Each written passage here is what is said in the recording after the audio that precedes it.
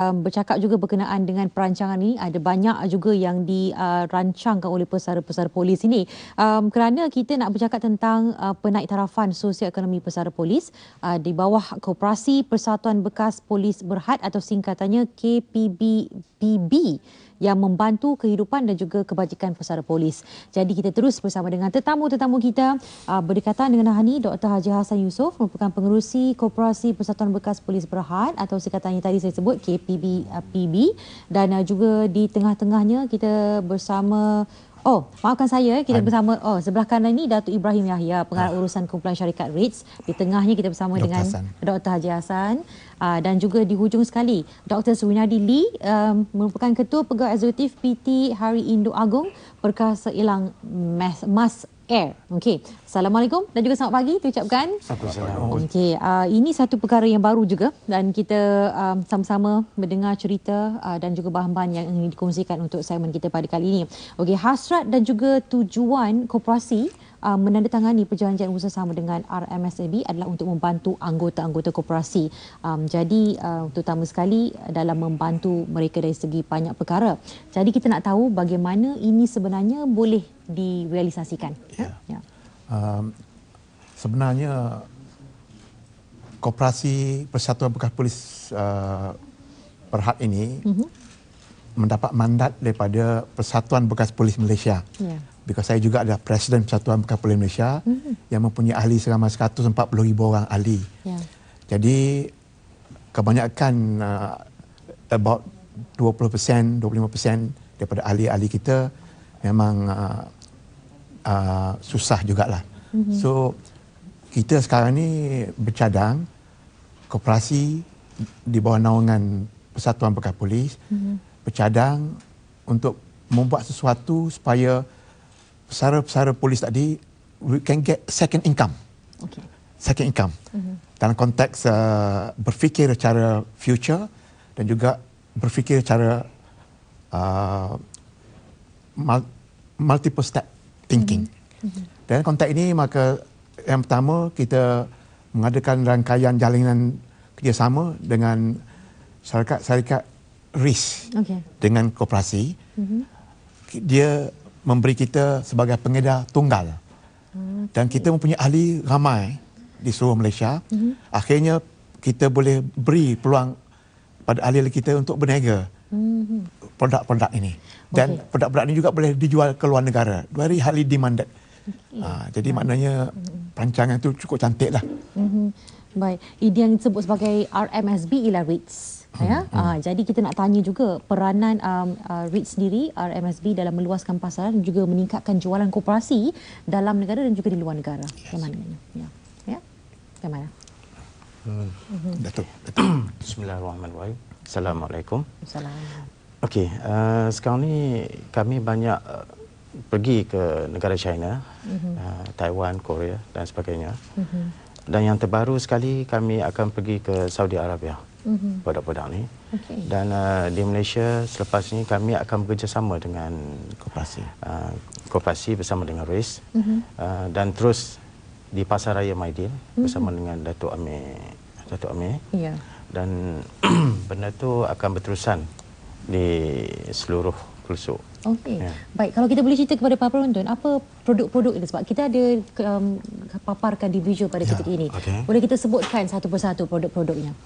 Yang ni adalah untuk yang ni 5 in 1, RIS Coffee 5 in 1. Di mana yang ni untuk produk untuk umum, untuk semua. Untuk semua produk ni. Ada banyak produk di bawah 7 item semua. 7 kesemuanya Dan bentuk jalinan kerjasama yang diberikan kepada koperasi adalah bagaimana dia punya perjanjian itu? Perjanjian tu adalah sebagai koperasi ni sebagai pengedar tunggal. Pengedar tunggal kepada produk-produk RIS di Malaysia. Baik, dan masa sama juga tadi kita memperkenalkan Dr. Surinadi Lee sebagai Ketua Pegawai Eksekutif PT Hari Indo Agong Perkasa Elang Mas Air, tetapi dalam masa yang sama juga peranan yang dimainkan juga adalah sebagai seorang pengarah berjaya Tour and Travel Indonesia.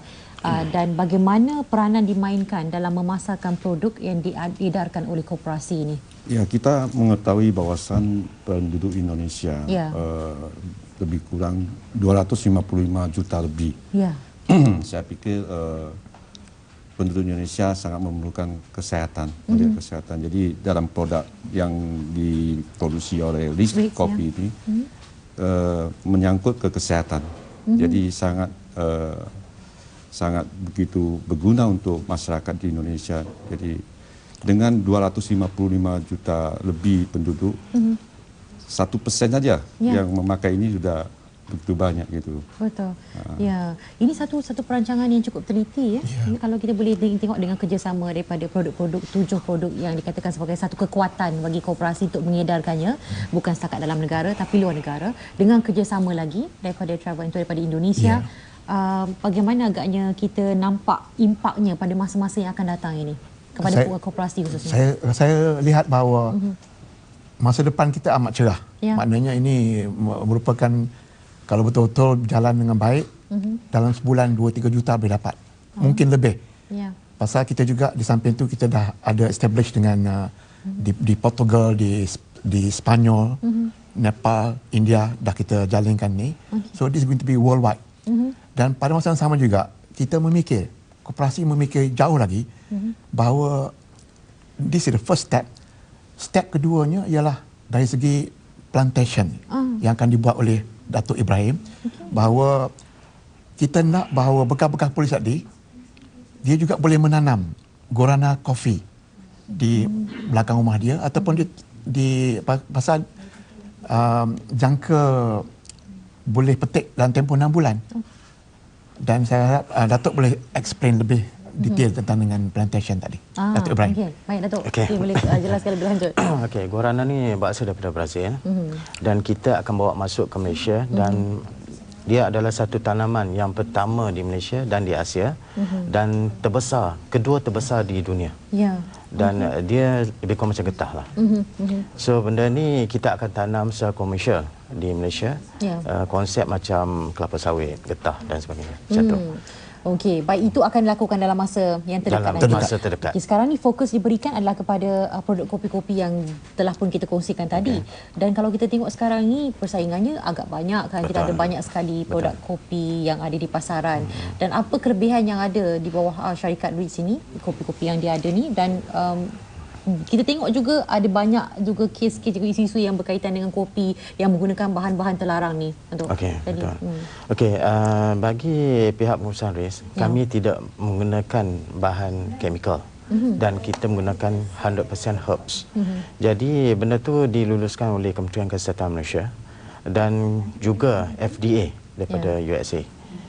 Jadi sebab tu dari segi untuk ekspor ke luar negara tu tak ada masalah, insya-Allah. Okey, maknanya boleh dijamin kualiti kualiti yang itu yang paling utama dan juga keselamatan untuk kita menggunakannya. Baik, dan selain menghidangkan minuman dalam kabin REITs Helang Mas Airline, apa antara pendekatan lain yang digunakan sebagai pemasaran yang lebih luas, bukan hanya di Malaysia tetapi juga di Indonesia? Mungkin doktor ataupun nak jawab? Kalau kita dapat penetrate, dapat pergi menembusi negara Indonesia, saya rasa pulangan balik cukup banyak. Sebab tu kalau kita tengok orang yang berniaga multi level, contoh banyak nak pergi ke Indonesia, dan kita sekarang ni bukan multi level, maknanya kita dah pun mempunyai jalinan yang rapat dengan Indonesia. Dan saya rasa kalau kita buat secara sistematik, maka tak ada masalah untuk menjual barang-barang kita.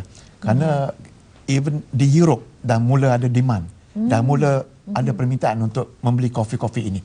Dan saya sekarang ni di Malaysia pun dah ramai telefon pejabat koperasi nak ni. Tapi kita akan lancar lepas ni lah. Cara besar-besaran insya-Allah.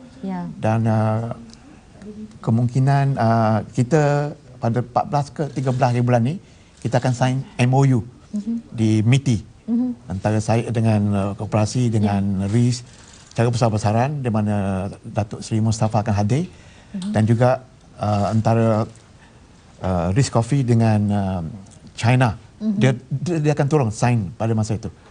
Dan juga Helang REITs Helang Mas Airline juga akan turun sign secara official.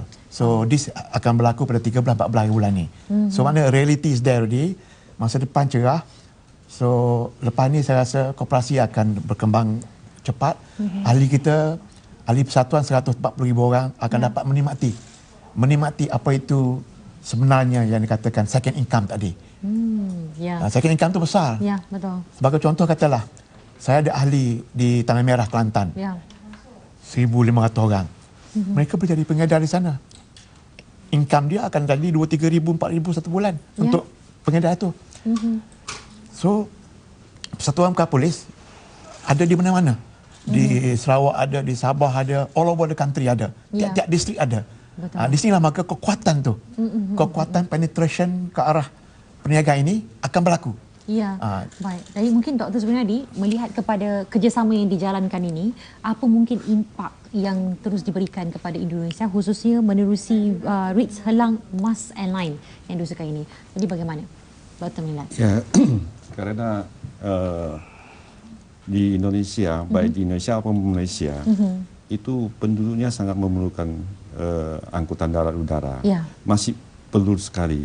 Jadi dengan adanya kita kerjasama dengan grup BRICS, ini sangat bagus sekali bagi penduduk Indonesia dan penduduk Malaysia di dalam menjalankan perekonomiannya.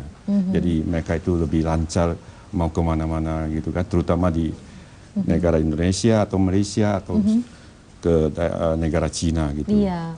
Baik, kita boleh nampak jalan kerjasama antara Malaysia dan juga Indonesia, dan yang paling utama bila adanya 3 entiti yang hebat ini, maka bila bergabung dan adanya MOU nanti bakal ditandatangani, maka ia akan jadi lebih besar, dan juga harapan yang cerah jugalah kepada ahli-ahli koperasi, dan kita harapkan semua nanti akan berjalan dengan lancar insya-Allah, Doktor. Jadi kita ucapkan banyak terima kasih kepada Datuk Ibrahim Yahya, Dr. Haji Hassan dan juga Dr. Surinadi bersama dengan kita pada pagi ini menerusi program Selamat Pagi Malaysia, dan sama-samalah kita doakan kejayaan bagi memberi impak yang jitu kepada ekonomi kedua-dua buah negara ini. Baik.